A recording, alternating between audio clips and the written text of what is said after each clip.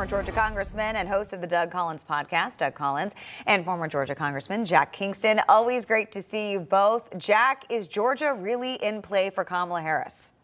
I think it's semi in play. And by that, I mean that the Democrats in Georgia have a good machine. They have the trial lawyers. They have the environmentalists. They have the unions. They have the African-American churches. And they can be very, very competitive. It's an economic system where everybody gets a little bit of street money, if you will. But I think it's a good thing that we recognize it right now that we could be in play, but I'm happy to report that with Brian Kemp and Josh McCoon as the party chairman and as the governor, they're very much on top of things. Josh tells me we have nearly 10,000 volunteers, 25 field offices. We've had 300 pro-Trump events since July 1st.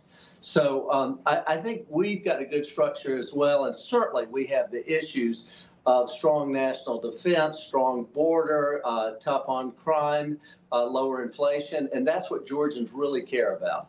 Yeah, and Doug, Georgia, as you know, had been a reliably red state in White House elections until 2020 when Biden beat Trump by just a few thousand votes. He was the first Democrat to win Georgia in nearly 30 years. So how does Donald Trump win back Georgia this November? I think stay focused on what Jack was just saying. Stay focused on the issues. I mean, that is the things that are affecting Georgians the most. They're paying more in the grocery store. They're paying more to gas. The farmers are paying more for seed and fertilizer and diesel. These are the bread and butter issues. Immigration, Lake and Riley. I mean, we've seen the results of what an open border can do in the state of Georgia.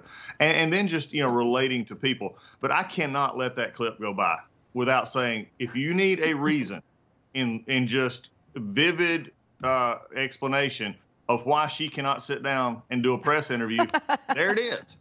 I mean, and also, though, there's and this is down there in Jack's back door. It was also concerning to me to see that, from watching the video, that they were introduced as the next Vice President of the United States. When did we start actually campaigning in schools during school hours? These are kind of things that are really interesting to me. But look, Georgia is a tight state. Jack knows this. We're a 52, 50, 48 kind of state, 51, 49 depending. And we have been for about a decade and a half now. This is just a matter of getting the ground game out, getting the people turned out, and also reminding them of what the last 3.5 years have been like, and that she is a part of this administration. Yeah, and Jack, you mentioned Georgia Governor Brian Kemp, and we know today he's participating in a fundraiser in Atlanta for Trump, and we know Trump and Kemp have made nice over the past week. We're glad to see it. What does Kemp now bring to Trump's reelection campaign in Georgia? Kemp has great fundraising ability. He's got a great grassroots network. He's enormously popular, and I think that he's going to lead Trump to a victory in the state of Georgia. I do want to say this, Charlotte. I represented Liberty County, and of course, I'm from Savannah. I know this territory very, very well. One of the things in Liberty County, home of the 3rd Infantry Division, is called Warriors Walk, where they have trees planted for the soldiers who lost their lives in the Middle East, in Afghanistan and Iraq.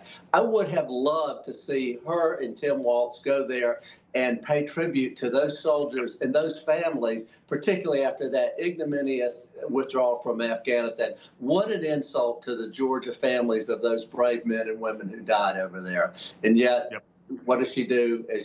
She makes a nonsense speech to a high school. Yeah, well, what you're suggesting would be the smart thing to do, the right thing to do, but we know that this campaign is not capable of that. And Doug, you bring up the interview. Obviously, while she's in Georgia, the home of CNN, she is doing her first sit-down interview today with CNN, but it won't be a one-on-one. It's a two-on-one. She's going to have Walz by her side. What do you make of that, Doug? Yeah. Well, it just shows that we have a commander-in-chief asking for a job that can't handle it on her own. And I think let's just be honest here. And look, I wish she would. I mean, but if you're asking to apply to be the commander-in-chief, the leader of the free world, and you want to be able to take this country forward, you need to be able to answer stuff on your feet. You need to be answered without help, without a teleprompter. I know that's going to be difficult, not getting a teleprompter into an interview. But we've got to be able to answer questions, and you've got to be able to tell why you have become the most flip-flopped candidate on issues that we've seen since John Kerry. John Kerry looks almost principled compared to Kamala Harris. And this is, it's just something that is very sad. And so when you have Walz sitting there next to her, is he going to take up half the time? Or is he going to jump in if Dana Bash actually gets too aggressive with her questions? Is he going to be the buffer? I mean, this is just not a good look. I don't care how they spin it.